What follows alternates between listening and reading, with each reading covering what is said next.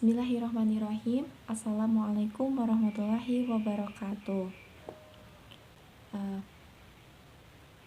Ahlan wa sahlan di channel saya. Di sini saya akan menjelaskan mengenai ilmu nahwu, yaitu materinya i'rab. Pengertian i'rab. Apa sih itu i'rab? I'rab adalah perubahan akhir suatu kata berdasarkan perbedaan amil. Amil itu adalah penyebab yang mendahului atau yang masuk pada suatu kata tersebut, baik secara lafadz atau tertera maupun secara takdir yang dikira-kirakan. Jadi i'rab itu adalah perubahan akhir atau perubahan harokat terakhir suatu kata. Perubahan harokat terakhir suatu kata berdasarkan amil. Amil itu bisa kedudukannya, berdasarkan kedudukannya sebagai apa? Bisa sebagai fa'il, maf'ul bih, atau sebagai dzaraf, keterangan gitu. Berdasarkan amilnya yang bisa tampak, perubahannya itu tampak secara lafadz, tampak dari perubahannya dari fathah, harokatnya yang akhirnya dari fathah menjadi harokat akhirnya kasroh, menjadi harokat akhirnya dhammah, jadi harokat akhirnya itu lagi ya, gitu. Jadi perubahannya itu lafadz tampak, tapi bisa juga perubahannya itu takdir, dikira-kirakan, gak tampak gitu. Itu adalah pengertian dari i'rab. Nah, di sini kita akan belajar 3 i'rab, yaitu yang pertama adalah i'rab rafa', yang kedua i'rab nasab, yang ketiga adalah i'rab jar. Baik. Yang pertama adalah i'rab rafa'. I'rab rafa' itu memiliki tanda asli ya, tanda asli harokat terakhirnya adalah dhammah. Bisa diingat, i'rab rafa' tanda aslinya adalah harokat dhammah.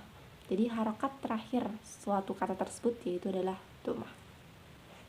Nah, di i'rab rafa' ini biasanya itu i'rabnya itu masuk pada isim yang berkedudukan sebagai fa'il. Sebagai fa'il. Fa'il itu dalam bahasa Indonesia adalah subjek, ya, sebagai subjeknya. Jadi i'rab rafa' itu masuk pada isim yang berkedudukan sebagai fa'il atau subjek. Kita beri contoh secara lafadz. Secara lafadz yaitu ja'a tobibun. Ja'a tobibun. Dokter itu telah datang. Dokter di sini sebagai fa'il. Fa'il harokat fa'il itu selalu, senantiasa, dan selamanya beri'rab rafa' dengan tanda asli harokat dhammah. Jadi ja'a tobibun, ya, karena dia sebagai fa'il, maka harokat akhirnya harus dhammah. Itu yang contoh secara lafadz. Sekarang kita contoh secara takdir. Secara takdir kita contohkan di i'rab rafa' ini ja'al fata. Ja'al fata. Pemuda itu telah datang. Di sini al-fata, mana i'rab mana harokat akhir dhammahnya? Gak kelihatan, tapi dia memiliki i'rab rafa'. Dia isim yang marfu, yang rafa', ya. Karena secara takdirnya dia kan memiliki harokat akhir dhammah yang dikira-kirakan karena dia sebagai isim fa'il. Gitu. Selanjutnya yaitu adalah i'rab nasab. I'rab nasab memiliki tanda asli harokat fathah. Jadi harokat akhir suatu kata itu yaitu fathah, ya, tanda aslinya fathah. Dan biasanya i'rab rafa' ini i'rab nasab ini masuk pada isim yang berkedudukan sebagai maf'ul bih, atau dalam bahasa Indonesia maf'ul bih itu dikatakan sebagai objek. Kita beri contoh. Contohnya, ro'aitu tobiban. Ro'aitu tobiban. Kata tobiban di sini sebelumnya artinya adalah aku telah melihat seorang dokter. Aku telah melihat dokter ya. Dokter ini sebagai objek, sebagai yang dilihat itu apa? Dokter. Nah, dokter ini kan sebagai objek.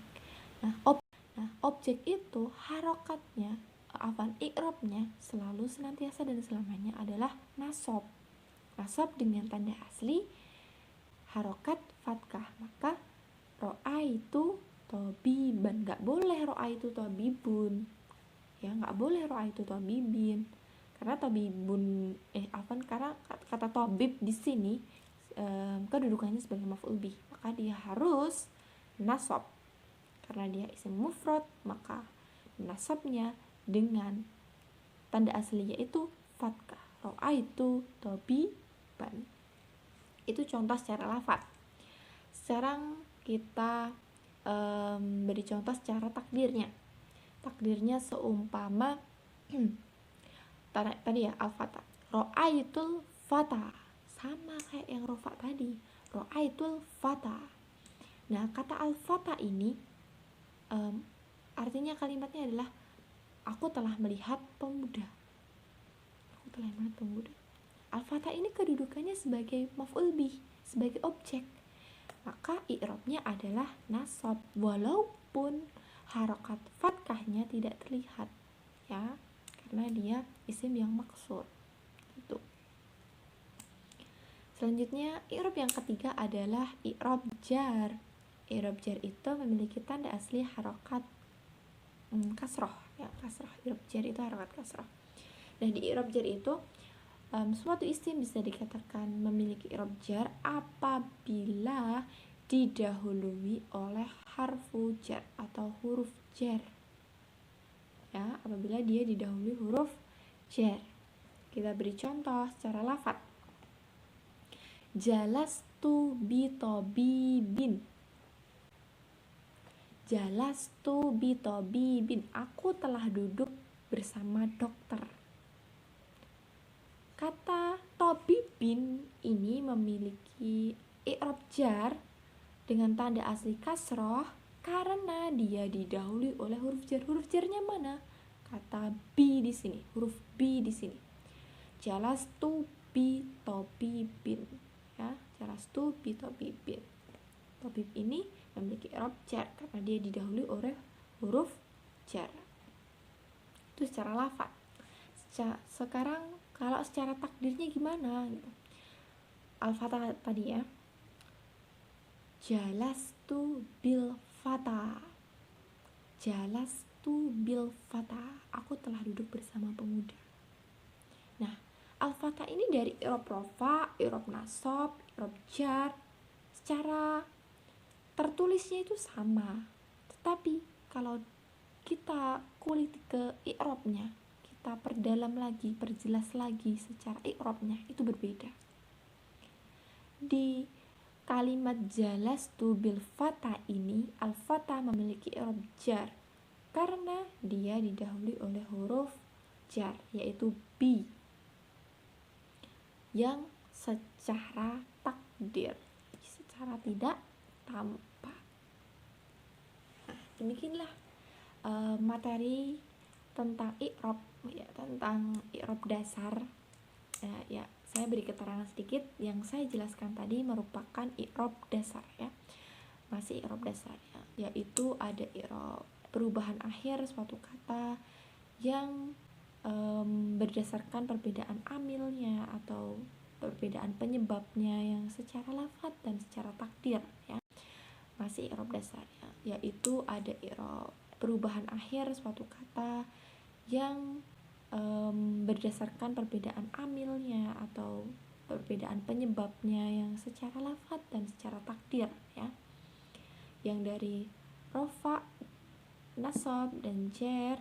Itu tadi yang rofa dengan harokat asli domah, nasab dengan harokat asli fatkah, dan jar dengan harokat asli kasroh. Yang saya jelaskan tadi i'rab pada isim yang mufrad ya, isim mufrad. Itu masih secara dasar, i'rab secara dasar.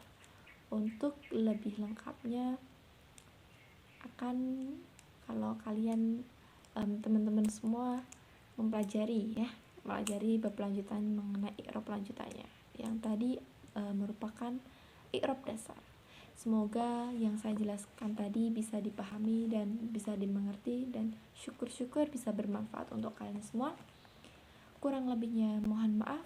Wassalamualaikum warahmatullahi wabarakatuh.